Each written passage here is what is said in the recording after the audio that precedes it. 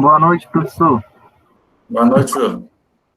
Boa noite, gente. Tudo bem? Vamos começar, então, a nossa aula de hoje. Como eu havia adiantado antes da gravação, que iremos falar sobre fiscalização de obras, tanto obras públicas como obras privadas. Mas, no geral, a fiscalização ela é muito importante nas obras privadas, mas ela é ainda primordial nas obras públicas. Por quê? Por que vocês acham que a fiscalização ela tem uma relevância maior numa obra pública do que numa obra privada? Qual vocês acham que é o fator principal desse fato?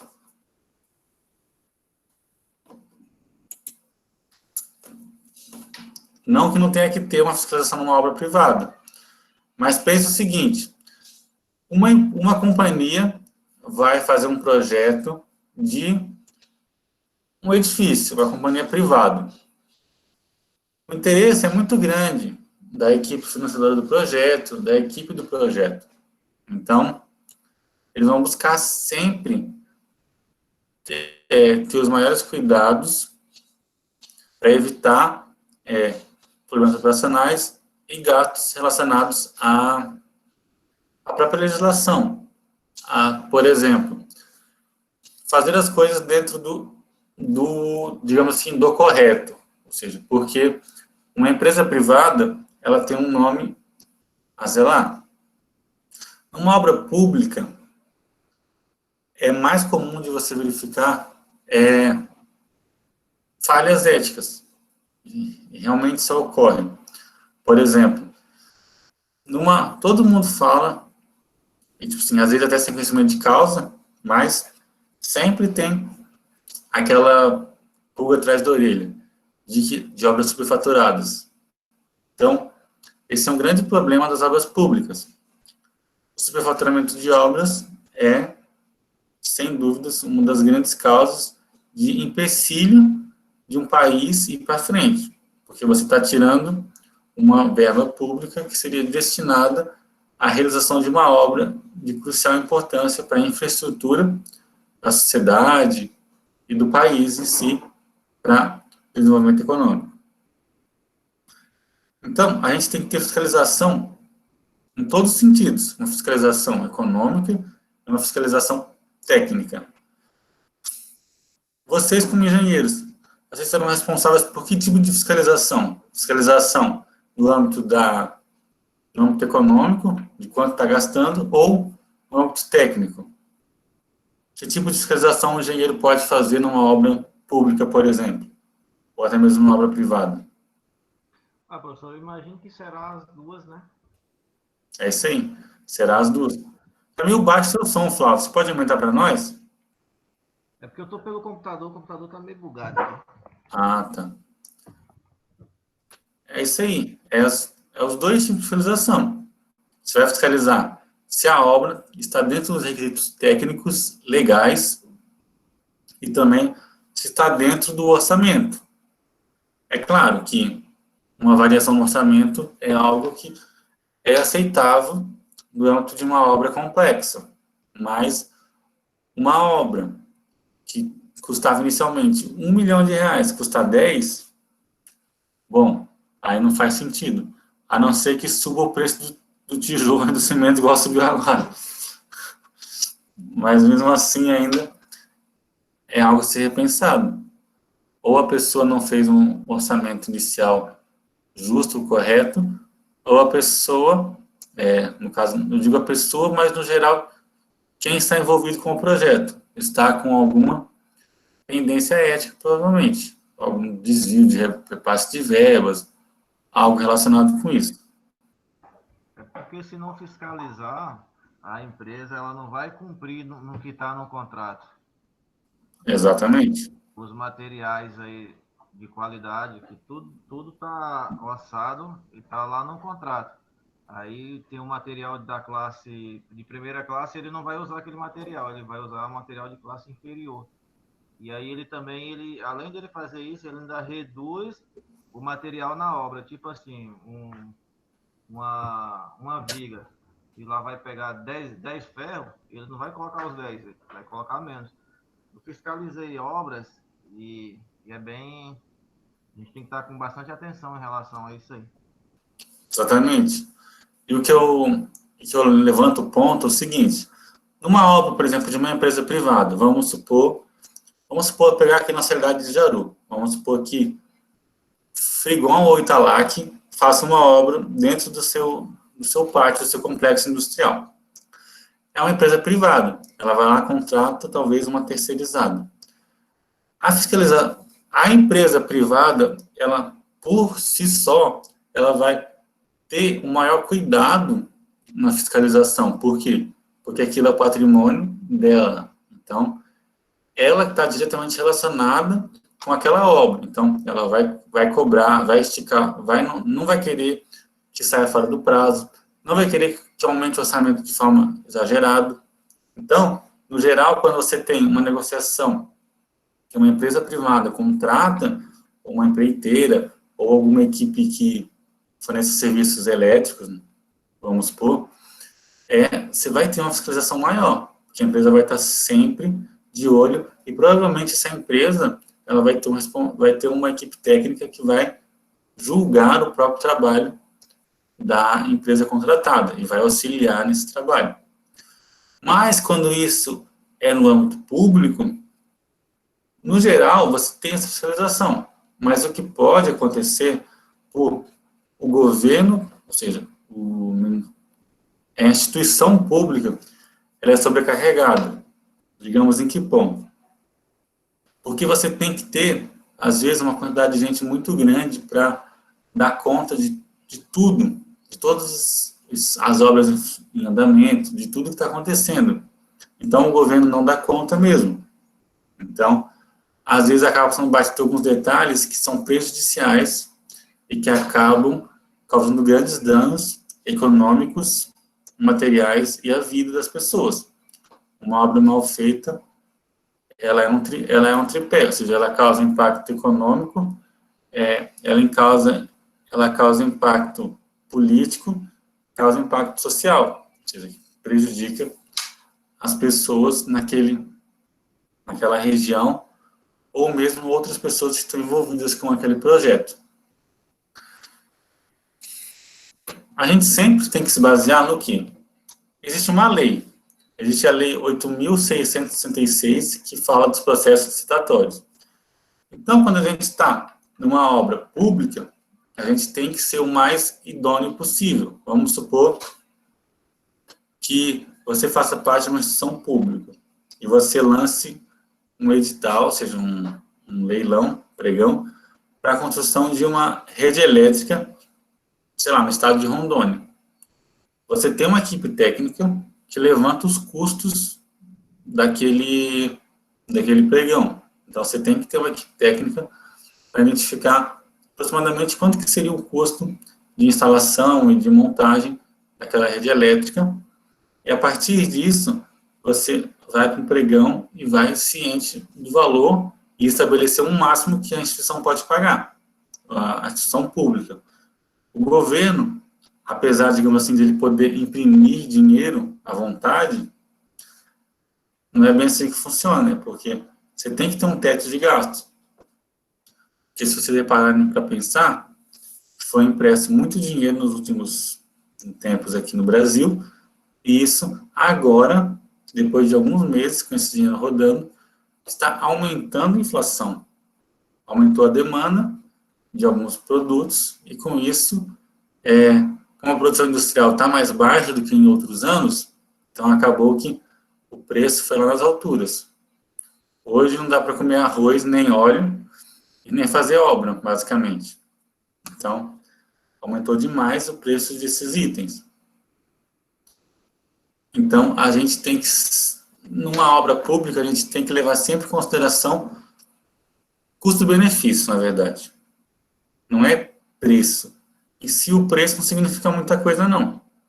Mas o custo-benefício, ou seja, qual que é o custo daquilo e qual que é o benefício atrelado. Vamos supor que a empresa do Flávio seja renomadamente reconhecida por instalações elétricas complexas em diversas linhas de transmissões, país afora ou mundo afora. Só que ela tem um custo mais alto, por exemplo, a empresa do Israel, vamos supor. E a empresa do Israel coloca, sei lá, metade do preço, mas no contrato ela não estipula nem metade das coisas que a empresa do Fábio coloca. Então, você tem que avaliar as situações, tem que avaliar o que você está procurando numa licitação. E vocês, como engenheiro, vocês vão estar em qualquer lado dessa situação. Vocês podem ser da equipe técnica de um governo, vocês podem ser da equipe técnica de uma empresa, de uma construtora, de uma empreiteira, ou de uma companhia elétrica. Então, vocês vão ter que estar muito atentos, muito antenados no que diz respeito à legislação e aos processos licitatórios.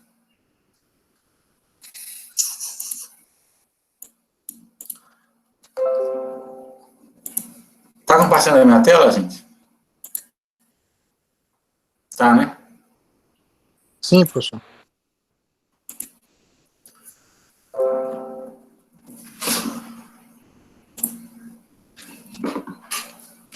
Tudo que eu falo, gente, é baseado, por exemplo, nós estamos falando de obras públicas. Mas o mesmo preceito vale para a obra privada. Lembra lá do vídeo da última aula que eu passei, que vai valer a redação?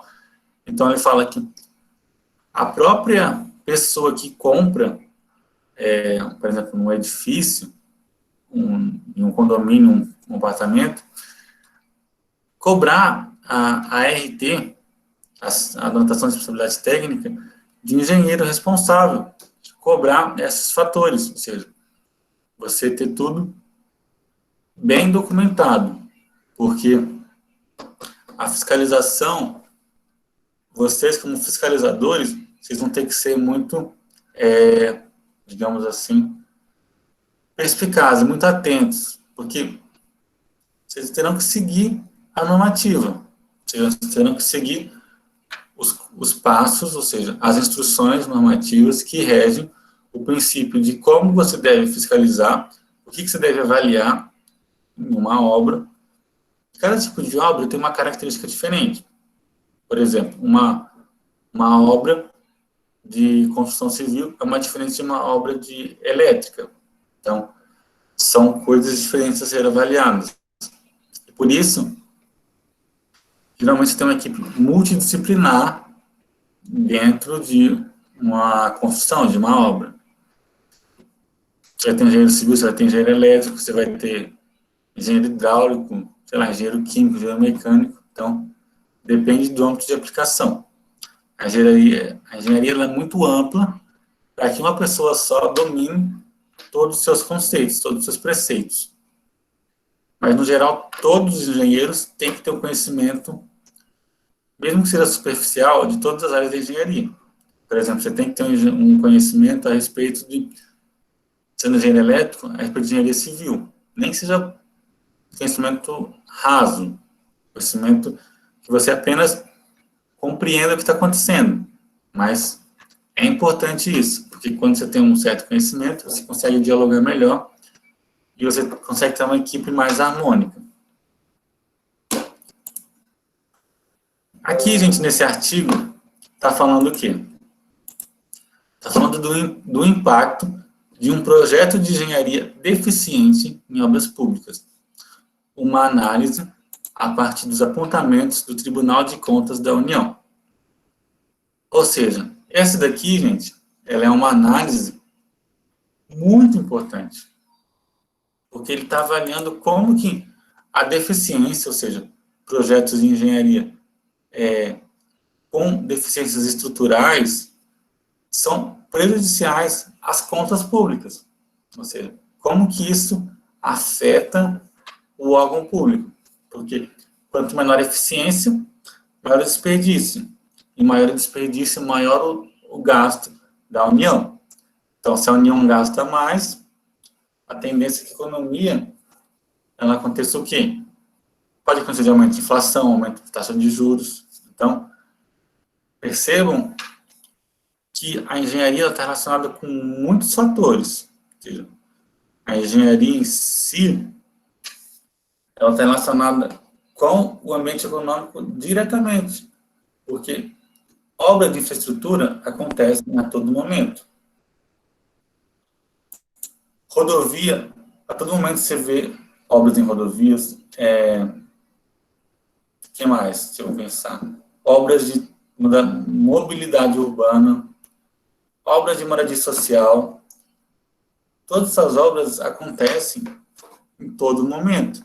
Então, quanto melhor a União gerir esses recursos, mais eficiente vai ser o governo e melhor vai ser o teto econômico. Ou seja, o governo ele tem um teto econômico.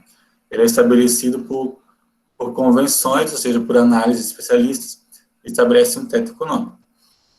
Cada área tem um teto econômico a ser utilizado. Por exemplo, tem um teto econômico para manutenção e reforma de rodovias. Então, por mais que a gente critique, por exemplo, se um governo que não reforma, por exemplo, uma rodovia, não reforma a 364. Só que nós temos que pensar no sentido mais amplo, ou seja, por que não reforma? Porque não tem dinheiro ou porque esse dinheiro está sendo mal utilizado? Então, são dois pontos diferentes. O grande problema da sociedade é a falta de ética e transparência. Então, se você tem uma transparência, você demonstra por que você está fazendo aquilo e não aquele outro. Então, você tem que fazer uma escolha, é chamado custo de oportunidade. Você tem que estabelecer prioridades. Então, você vai ter que estabelecer uma prioridade para que você tenha um governo. Quando eu digo governo, não quero citar a parte política nem nada, eu quero dizer uma instituição pública. Porque não dá para falar em obra pública, falar em engenharia de obras, e não falar de economia, porque está totalmente relacionado. Vocês, como engenheiros, serão otimizadores. Vocês vão otimizar processos e vão reduzir custos. Claro, reduzir custos não quer dizer reduzir qualidade. Vocês têm que reduzir os custos, como vocês falaram já, de acordo com o que você pode trabalhar. Você não vai colocar material inferior só para reduzir o custo, sabendo que aquele material não suporta aquela carga, por exemplo, que você necessita. Então, em todo momento, gente, no trabalho de vocês podem ou devem até ter conflitos éticos. Vocês vão pensar, bom, mas se eu fazer de tal jeito, vai dar, será que é possível? Então, vocês vão ter que sentar, avaliar a situação. Geralmente, mesmo vocês sendo engenheiros, sendo pessoas técnicas, vocês praticamente nunca irão resolver nada sozinhos. Vocês sempre vão ter que trabalhar em equipe. Então, eu acredito que o intuito dessa disciplina é o que norteia vocês. Por exemplo, ética. Eu não vou ensinar ninguém a ter ética, essa disciplina. Isso é impossível. Mas, a gente vai argumentar, discutir, conversar sobre pontos importantes, sobre atitudes importantes que vocês têm que tomar no trabalho de vocês. Ou seja, atitudes que sejam éticas. A pessoa que não é ética, ela não vai fazer uma aula de ética, vai se tornar ética. Mas, por inexperiência, às vezes, você pode assumir, se colocar em uma posição não muito ética. E acontece. Você chega no mercado de trabalho, às vezes não tem muita experiência, e você acaba se colocando em certas situações que vão prejudicar você. Então, ou a sua instituição, ou o governo, ou alguma coisa vai prejudicar. Então, a gente tem que ter muito cuidado. A gente tem que ter, como o próprio nome da matéria diz, habilidade profissional. A habilidade profissional é dominar a técnica e dominar convívio, a comunicação. Se comunicar, se organizar para que a gente possa desenvolver as coisas da melhor forma possível. Alguma dúvida, gente? Eu tô falando demais aqui, falando muita besteira. Isso também. Não, professor, tranquilo. A Cíntia falou com uma voz de sono agora, hein, Cíntia? Não, tô com sono, não. Ah, tá. Fiquei preocupado por um minuto. Né? Ai, eu não tô conseguindo nem raciocinar mais, professor, é isso. Cansado da semana. É puxado. Mas tá bom. E aí, gente, saindo um pouco da nossa aula, mas não tanto, como é que tá os preços aí das coisas? Já voltou ao normal, já? Voltou nada, né? Ainda tá meio... Eu não sei exatamente, mas o pessoal tá falando que ainda tá meio caro, professor. Agora o problema não é mais nem o preço, professor. Não É tem o quê, mais. Marcos? Não tem mais? Ixi, não. Não tem. Você liga nas indústrias, fala que não tem mais matéria-prima, não sabe quando vão fazer. Estão cancelando pedido pagos por não ter produto para entregar. Não. A produção industrial caiu demais nesse ano, porque o coronavírus deu uma restringida. E aí, o pessoal começou a consumir mais e a produção caiu. Aí foi esse problema que aconteceu. Mas tomara que se estabilize, né? Até final do ano, pelo menos. Quem sabe?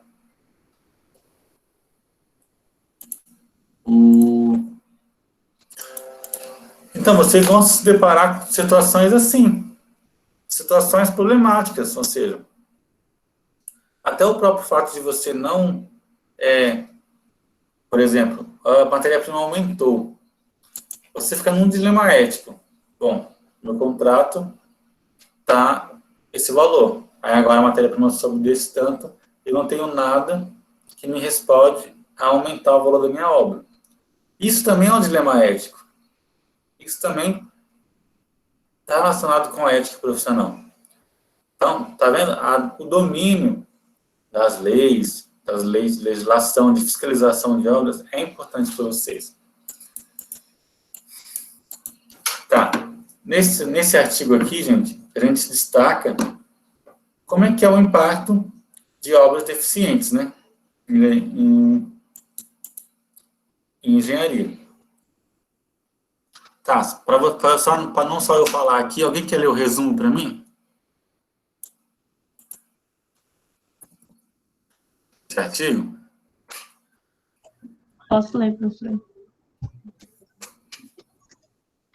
Vamos lá. A administração pública encontra enorme dificuldade em finalizar uma obra pública. Isso pode ser comprovado ao observar as suas inúmeras obras paralisadas ou que demoram muito tempo para serem concluídas no país. Antes de executar uma obra pública, é indispensável de todo gestor, que todo gestor, em qualquer esfera de administração pública, tenha um projeto básico de engenharia de qualidade, através de pesquisa bibliográfica, foram levantados elementos sobre a existência de um arcabouço jurídico, mostrando como os projetos de engenharia devem ser elaborados e licitados, contribuindo para o sucesso da obra pública, por meio dos relatórios do Tribunal de Contas da União, TCU, denominados de FISCOBRAS, entre os anos de 2011 e 2014, correspondendo ao período da segunda etapa do Programa de Aceleração do Crescimento. Fez-se uma análise da incidência de achados dos projetos de engenharia deficientes no rol de indícios de irregularidades levantados por aquela Corte de Contas. Conclui-se que, de fato, um dos principais motivos que justificam a má execução das obras públicas no país é a realização das mesmas, tendo como alicerce um projeto de engenharia deficiente, comprometendo assim ao interesse público. Então, o que está falando aqui é que o governo tem dificuldade em terminar uma obra. Isso a gente vê, não é uma vez, não é duas, é direto, né? A gente vê escolas sendo começadas e não sendo terminadas. A gente vê rodovias, rodanéis, obras de infraestrutura de mobilidade urbana sendo iniciadas, não sendo terminadas e ficando, digamos assim, a Deus dará, ficando lá jogada, às vezes até pior do que começou. Uma gestão pouco eficiente faz o quê? Faz com que um projeto que era bom no papel se transforme em um caos. Onde eu morei, gente, teve um projeto para construir uma nova entrada para dar acesso ao porto, que é um porto bem importante, que é o Porto de Itajaí. Aí tinha uma entrada principal na cidade com acesso ao porto. Eles iam construir uma outra entrada, que ia ser feita uma ponte, e ia dar um outro acesso que seria, digamos assim, mais rápido ao porto. Não seria mais rápido, na verdade seria um outro acesso que desafogaria a outra entrada da cidade. Mas aí, eles começaram um projeto, fizeram uma parte da avenida, desapropriaram algumas casas, e depois não se viu mais nenhum movimento para aquela obra continuar. Não foi construída a ponte que ia ser construída, e ficou, basicamente, um projeto inacabado. Então, foi uma avenida que foi feita, que não tinha necessidade de ser feita naquele contexto, porque não tem movimento suficiente, e ela não serve como uma avenida para ser um acesso a um porto. Então, eu dei um exemplo prático de uma realidade que eu vivi, que na verdade até eu morava nessa avenida, quando eu morei nessa cidade. Então, ela ficou ali, era uma avenida relativamente grande, mas não tinha a entrada dos veículos que eram propostos para ser utilizados, né, que eram os veículos, os contêineres portuários. Não tinha esse acesso. Então, você gastou dinheiro de uma obra pública, desapropriou muitas pessoas, gastou muito dinheiro da União e não foi para frente. Então, aí que mostra a realidade de muitas obras públicas do Brasil. Então, gente, vamos pegar pelo seguinte preceito. Antes de executar uma obra pública, é indispensável, em qualquer esfera, um projeto básico de engenharia, de qualidade. Lembra da legislação que a gente viu na outra aula? Lá, dá o conceito de projeto básico. Projeto básico é o conjunto de elementos necessários e suficientes com um nível de precisão adequado para caracterizar a obra ou serviço ou complexo de obras e serviços, objeto da licitação, elaborado com base nas indicações técnicos preliminares que assegurem viabilidade técnica e o adequado tratamento do impacto ambiental do empreendimento e que possibilite a avaliação do custo da obra e a definição dos métodos e do prazo de execução, devendo conter os seguintes elementos. Ou seja, então o projeto básico, gente, ele tem que ter o desenvolvimento da solução escolhida, soluções técnicas globais e localizadas, identificação dos tipos de serviços a executar e materiais, informações que possibilitam o estudo, dedução de métodos construtivos, subsídios para a montagem do plano de licitação e gestão da obra, orçamento detalhado, projeto e orçamento detalhado. Então, um projeto básico, ele é um projeto básico, na verdade, de básico não tem nada, porque ele tem que conter tudo que a obra precisa. Todos os elementos necessários e suficientes. Então, você vai ter que declarar tudo. Viabilidade técnica, viabilidade econômica, custo da obra, né, que é a viabilidade econômica, impacto ambiental, prazo de execução. Tudo isso você tem que avaliar no projeto básico de engenharia. Se você não avalia isso no início, ou você avalia de forma inadequada, há a possibilidade disso causar problemas. E aonde que entra isso? Por exemplo, um fiscal, foi feita uma licitação, aconteceu, foi realizada uma licitação, vamos dar um exemplo aqui. Vou construir um edifício governamental, lá em Brasília. Foi feita uma licitação, uma empresa ganhou com um custo menor, só que ela era menos reconhecida no mercado. E começa a obra que duraria 1 ano, já está com 1 ano e 2 meses. E aí, vamos supor que um engenheiro fiscalizador do próprio governo vai lá e verifica a obra. Ele percebe inadequações e ineficiências na obra. O que acontece? Acontece de muitas vezes você falar assim, não, essa obra não pode estar continuando por causa de tais fatores. E aí você gera, através da fiscalização, o embargo da obra. A fiscalização ela tem um poder, digamos assim, de polícia da obra. Você pode embargar uma obra. Você pode falar assim, não, essa obra não tem possibilidade técnica de ser realizada. Isso aí você vê muitas vezes você vê isso aí. Isso aí, muitas das vezes, é problemático, porque é o nosso dinheiro que está na linha de frente. Ou seja, são os nossos impostos que financiam as obras públicas. Então, se o governo não consegue gerir o nosso dinheiro, é problemático. O que a gente vai fazer? Então, a gente tem um papel. A gente sempre teve esse papel social, ou seja, esse papel de, se encontrar uma coisa errada, por exemplo, o cidadão, ele tem que ser um agente ativo, não um agente passivo. Então, ele tem que colocar os seus pontos e informar o que está errado. Porque quem elege os governantes somos nós. Então, a gente tem que cobrar deles da mesma forma. Assim como a gente cobraria um funcionário nosso ou um subordinado nosso no nosso emprego. Então, tem muita coisa aí relacionada à obra, fiscalização pública, que é um ramo de trabalho muito interessante.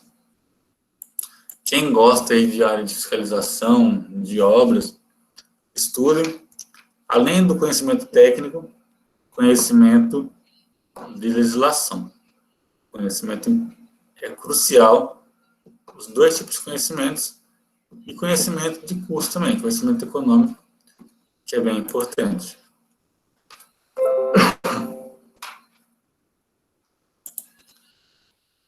Aqui já propriamente já diz, né? Encontrar uma obra... Nossa, saiu.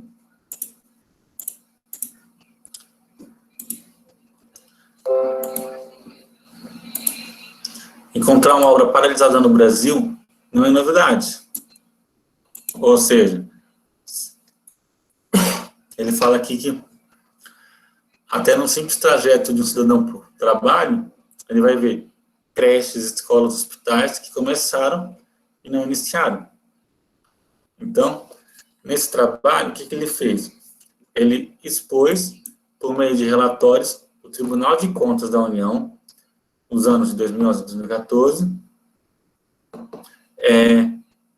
relatórios econômicos de quanto foi gasto nas obras de engenharia. Que vocês lembram lá que existiu o Programa de Aceleração do Crescimento, que era o PAC,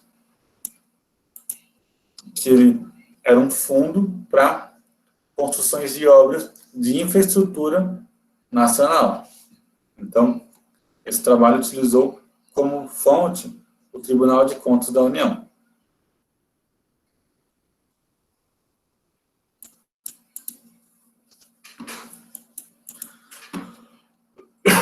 Bom, licitação e projeto de engenharia. Tudo começa com uma licitação, no caso de uma obra pública. No caso de uma obra privada, uma pessoa vai fazer orçamentos, uma pessoa ou uma instituição privada vai realizar orçamentos para contratar e buscar a melhor empresa ou a empresa mais economicamente viável para ela. A União, ela vai dar os preceitos, ela vai legislar sobre as normas de como é feita a legislação e a contratação em todas as modalidades. Por exemplo, obras federais têm uma característica, obras distrital e estadual tem outra, e municipal tem outra. Então, cada tipo de esfera vai ter uma característica na licitação. As licitações acontecem de forma diferenciada. E até porque, muitas das vezes, as obras têm diferentes valores. Uma obra federal, ela vai ter um valor mais elevado, usualmente, que uma obra municipal, por exemplo.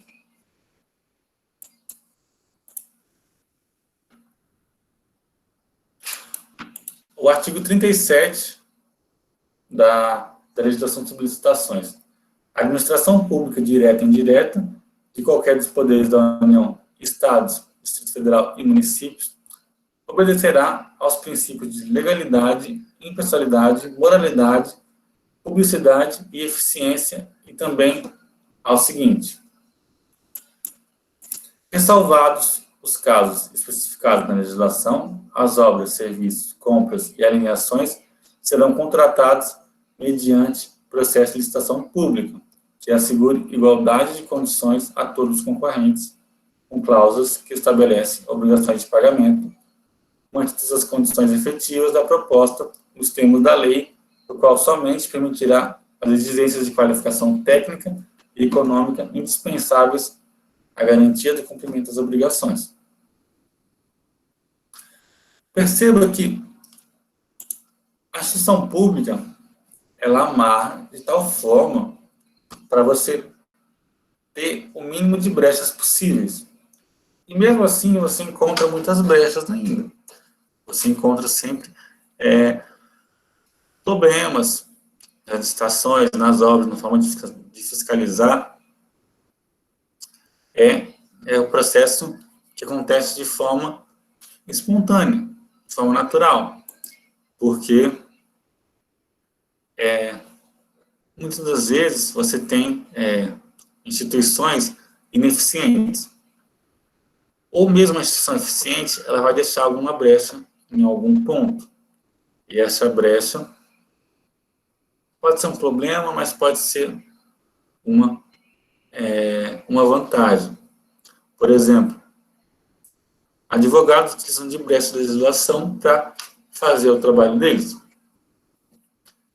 E você, para se defender, você utiliza as entrelinhas da legislação.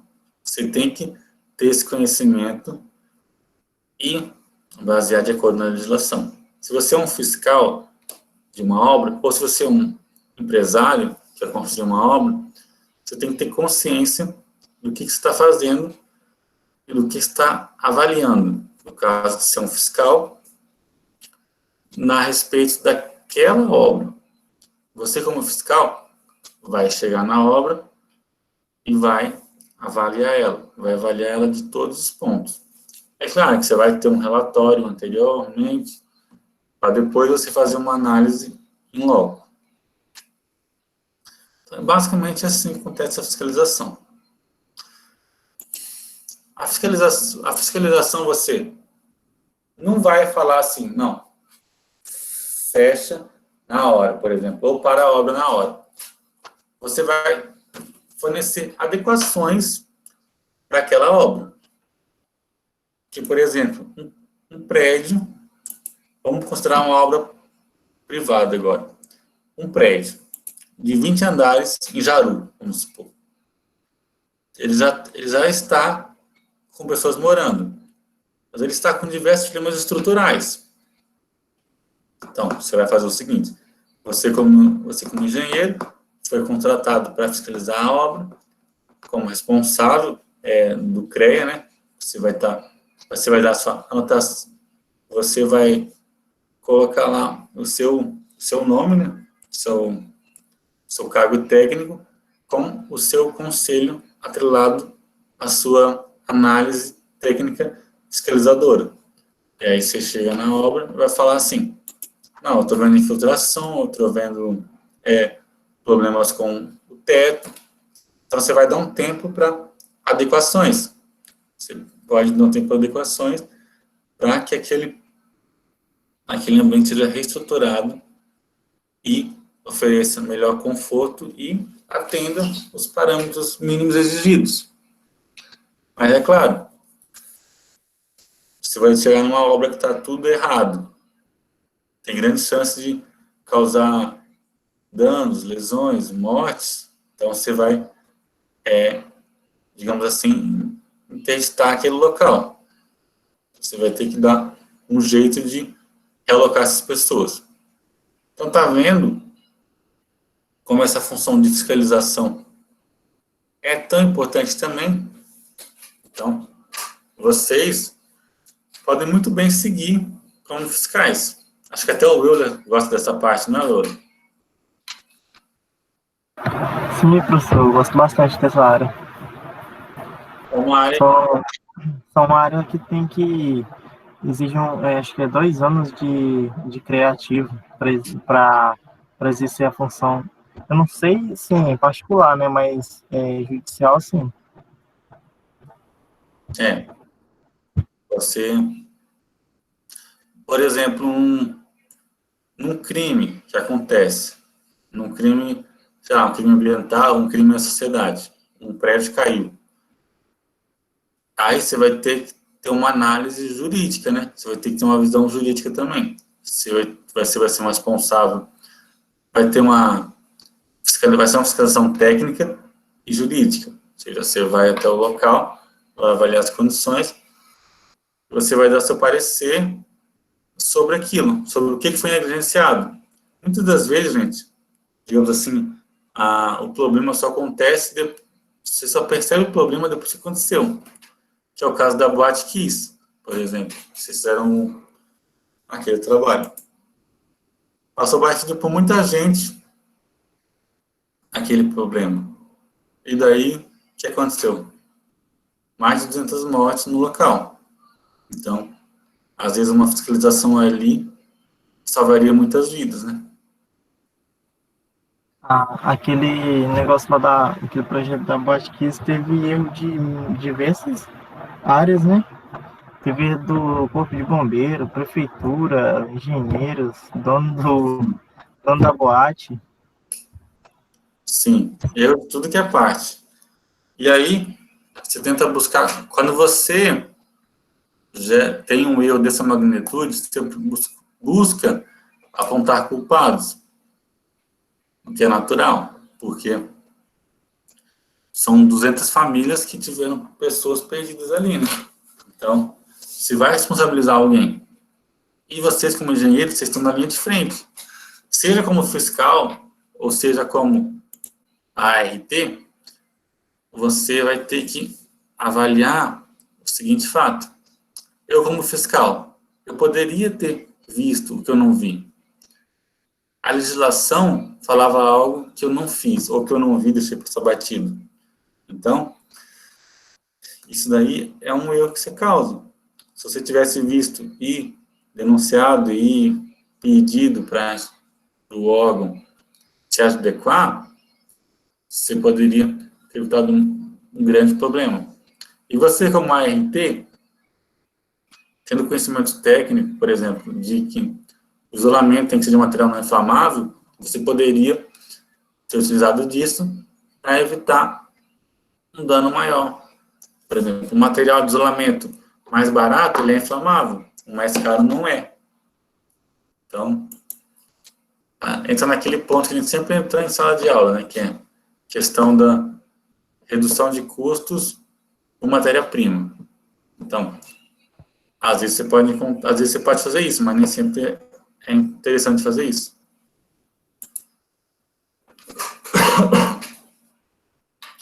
Então, tem muita coisa envolvida aí, que a gente trabalha e desenvolve. Deixa eu...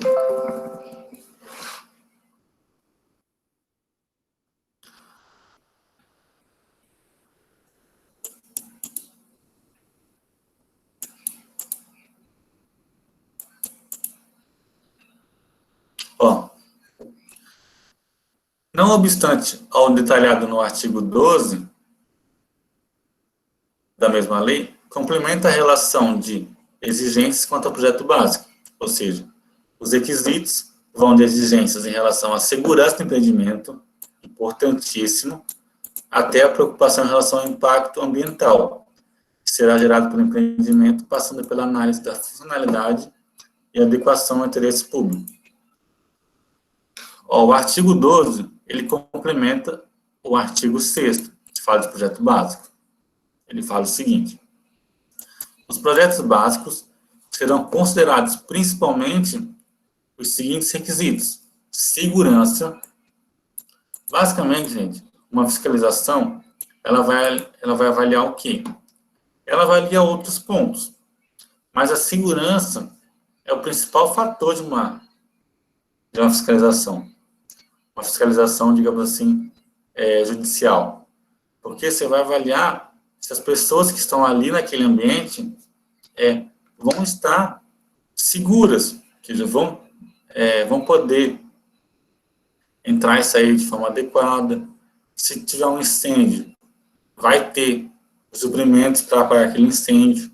Então, isso é importante, segurança.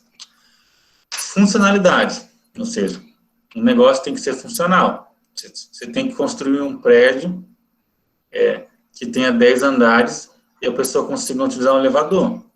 Você vai fazer um prédio de 10 andares, vai colocar só a escada. Esse é um exemplo de algo que não é funcional. Economia na execução, ou seja, isso aí é sempre, né? A gente sempre quer gastar o menos possível. Percebam que é sempre importante lembrar que é o menos possível, não o menor valor. O menor valor que eu consigo chegar. Possibilidades de emprego de mão de obra, materiais, tecnologias e matérias-primas existentes no local para execução, conservação e operação. Facilidade na execução, conservação e operação, sem prejuízo da durabilidade da obra do serviço. Adoção de normas técnicas adequadas, adoção de normas técnicas de saúde e segurança de trabalho adequadas, e o impacto ambiental. Então, vocês vão avaliar se o trabalho, por exemplo, ele não é, digamos assim, muito... Um trabalho em altura, por exemplo, o que eu tenho que ter no trabalho em altura? Então, a fiscalização também avalia isso. Avalia também questões ambientais, ou seja, vai prejudicar o leito de um rio, ou seja, você vai causar um impacto, você vai descartar um resíduo, rejeito, é um outro ponto importante da fiscalização. E a fiscalização, eu nunca trabalhei nessa área, mas é algo que você só aprende na prática. Você só aprende com a prática de anos de trabalho. Por quê? Você pode ter uma prática de um conhecimento técnico de ser um responsável por obras. Mas se você mudar para a parte de fiscalização, você já vai sentir uma diferença muito grande. Porque numa você está realizando a obra, está avaliando os custos, avaliando as primas para gerar aquela obra. Se você for fiscalizar, você vai avaliar a eficiência de uma outra pessoa, de uma outra equipe. Então, você vai avaliar se aquela equipe foi condizente, teve discernimento na elaboração do projeto, se adequou ao que foi abordado no projeto. Então, tudo isso é preciso avaliar.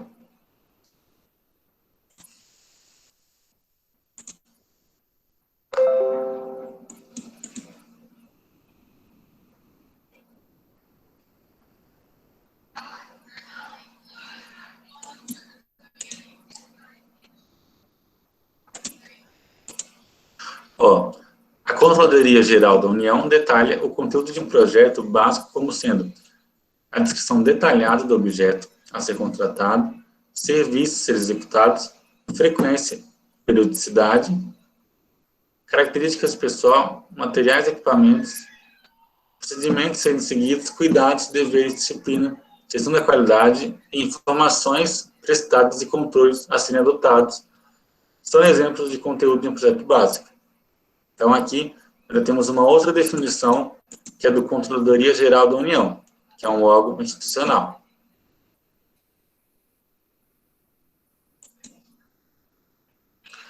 Aqui, gente, temos apontamentos do TCU, que são relatório do Fisco-Obras, né, que é a fiscalização de obras entre os anos de 2011 a 2014.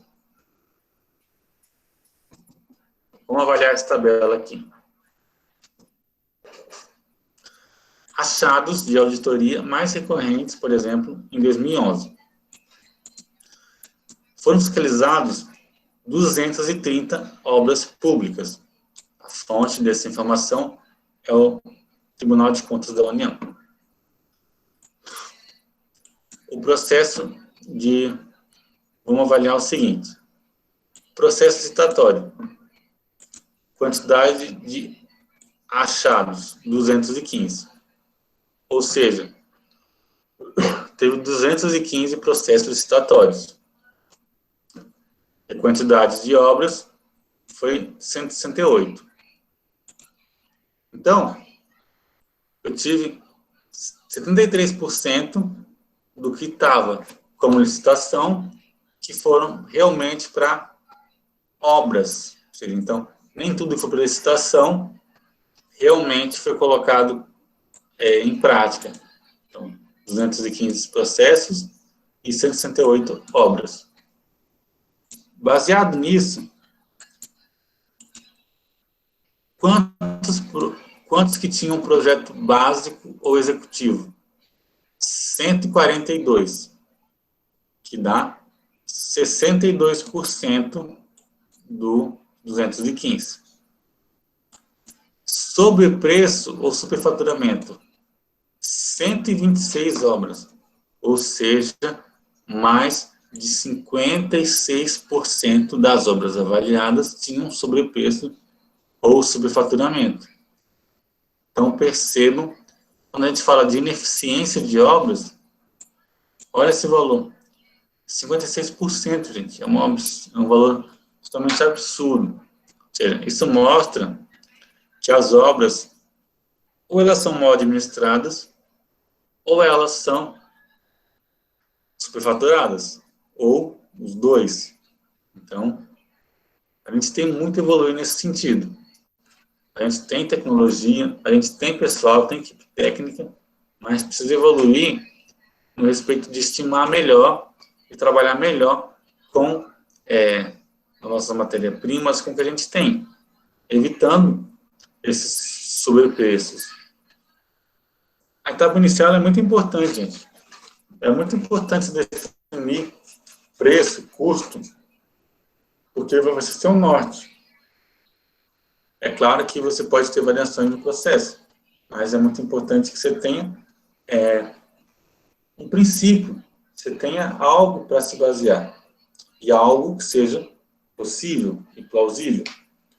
Não posso colocar numa obra que uma outra empresa colocou em 10 milhões e colocar 2 milhões. Não tem lógica. O que eu vou fazer para chegar nesses 2 milhões? Ou às vezes eu coloco 2 milhões e na hora de executar, eu coloco, vai para 6, 7. Então, esse é o problema de obras que tem esse custo muito mais baixo que a concorrência. Formalização e execução do contrato. 54 obras, apenas 23%. Execução da obra, 50%, 22%. Fiscalização da obra, 40%, que dá 17% total. Formalização e execução do convênio, 38%, 7%. Descumprimento, obstrução, 22 obras, 10% total. Meio ambiente, 8 obras, 3% do total. Então, a gente consegue ver muitas irregularidades, muitas mesmo. E às vezes é falta de ética profissional da equipe envolvida, e às vezes é só uma estimativa equivocada da empresa contratada. Então, por isso que a equipe técnica responsável pelo processo de licitação, ela é muito importante. Assim como a equipe técnica de uma empresa privada que contrata uma outra empresa externa para a realização de um projeto. Então, tem que ter uma equipe técnica concisa, multidisciplinar, que tenha profissionais de engenharia, de economia, de direito. Então, é muito importante essa etapa. Alguma dúvida, gente? Está tudo tranquilo? Ô, professor, Oi, Igor. o superfaturamento de uma obra, no caso, uma obra pública, é só por falta de administração mesmo, uma má administração da obra?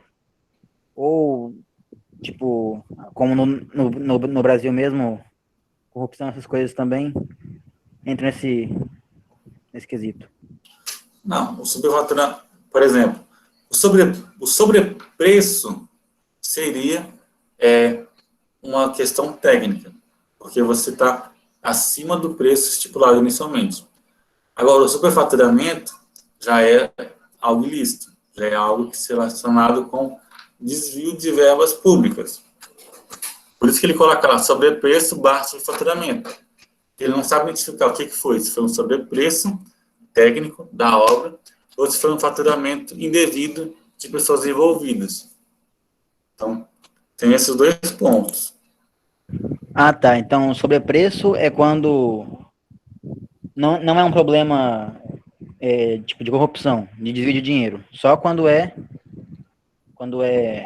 esse Sim. outro agora. Quando é um superfaturamento. Superfaturamento é uma questão ética, é uma questão de desvio de verbas públicas que causa um sobrepreço numa obra. Em geral, você precisa identificar, você precisa de um processo muito grande de investigação para você encontrar um superfaturamento numa obra. Não é tão fácil achar. Sobrepreço, você consegue ver, você vai avaliar o quanto vai estar na obra, você vai conseguir identificar. Aí você vai buscar o porquê daquilo. Você tem que entender por que uma empresa forneceu um valor inicial mais baixo e ela cumpriu a obra no final do projeto muito mais caro. Você tem que entender o porquê. E a União não pode pagar por esse fator. A União não pode ficar arcando com empresas que fazem um mau uso e avaliação inicial do custo do projeto. Assim como nós, quando contratamos um engenheiro civil ou da construção civil para fazer nossa casa, a gente quer que o preço que ele coloque fique o mesmo. Entende? Às vezes para quem faz o projeto, é até ruim, porque a matéria-prima sobe muito, então gera esse problema. Mas a gente sempre quer que o preço acordado seja o preço realizado, porque é um acordo. Então, isso é um problema muito sério e é um grande problema de processo ineficiente de engenharia. Talvez seja o principal problema. Mais alguma dúvida?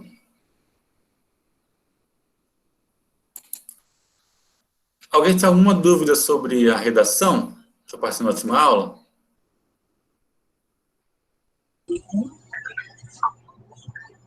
Professor, eu dei uma lida agora, eu ainda não fiz, mas está bem claro lá naquele roteiro que o senhor passou. Né? Por enquanto, não tenho nenhuma dúvida. Que alguém até perguntou no chat lá, será tipo a redação do Enem. A redação é similar em qualquer caso. Você vai discutir algum ponto e vai dar a sua opinião sem mostrar claramente que é a sua opinião. Você não coloca eu acho, eu penso, eu acredito. Você deixa mais nas entrelinhas.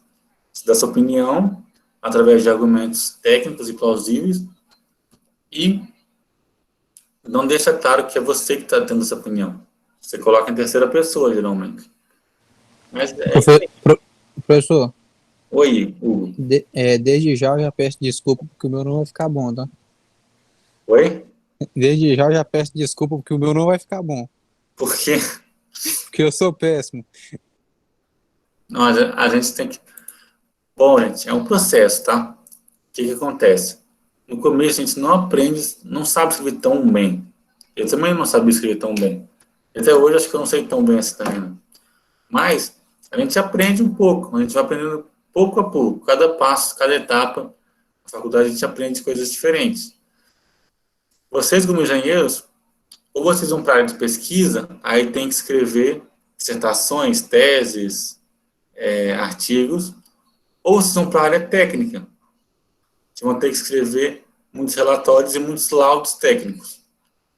Ou vocês vão para a área administrativa, vocês também vão precisar ter uma escrita boa. Então, basicamente, vocês vão ter que sempre evoluir na escrita. Então, é algo importante. Por isso que a gente até avalia esse ponto na faculdade, que é uma área muito importante. Além do cálculo... Oi? Quem fala pode falar. Não, pode falar. Seguinte, na minha opinião, né?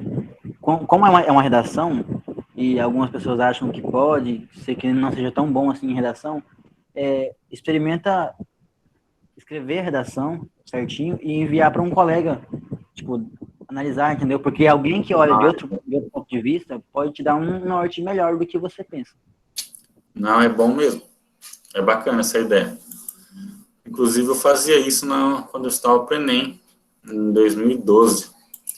Eu fazia redação, pedia para alguém ler e mandava, às vezes, também até, né, pela internet, para alguém ler, para alguém verificar. A professora do cursinho também. Então, você só vai aprender a escrever escrevendo. Você aprende a ler como? Lendo. Você só aprende a escrever escrevendo. A gente tem que se acostumar já desde o início a ter uma escrita mais técnica. Porque a nossa escrita como profissional vai ser técnica. A gente tem que ser sucinto e, digamos assim, técnico, com palavras que sejam do âmbito técnico. Você não pode usar qualquer palavra num trabalho, ou seja, num laudo técnico, num trabalho científico. Então, a gente vai treinando, a gente vai evoluindo, gente. É um processo. Eu não vou avaliar vocês da mesma forma que eu avaliaria uma turma de 10º período. Cada situação é uma situação. Mas vão ter que escrever o TCC de vocês e quanto antes a gente aprender a escrever, melhor. Alguma outra dúvida?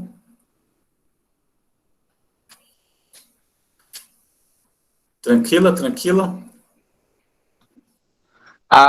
Eles comentaram com o senhor a respeito de... Eu cheguei atrasado, eu não sei se falaram a respeito de... O senhor e a professora do primeiro horário intercalar o horário aí, falaram alguma coisa? Não. Porque assim, vai ter a prova, e aí no primeiro bimestre a gente fizemos isso aí, trocar os horários. Um dia ficou só para um professor, o outro dia ficou só para o outro. No dia da prova, entendeu? Que aí dá um tempo maior para a gente. Ah, tá na prova, né? Porque a prova dela já tá marcando, né? Ah, entendi. Tem que ver esse ponto aí. Ela tá. achou que para ela é bacana. Ela falou para ver com o senhor se o senhor acha que também seria possível. Uhum. Eu vou avaliar esse ponto aí e já informo para vocês no final de semana, beleza? Beleza. Avalie a situação. Então, gente, a nossa aula era basicamente isso, era uma conversa sobre licitação. Terminando por aqui, alguma dúvida, alguma pergunta, questionamento?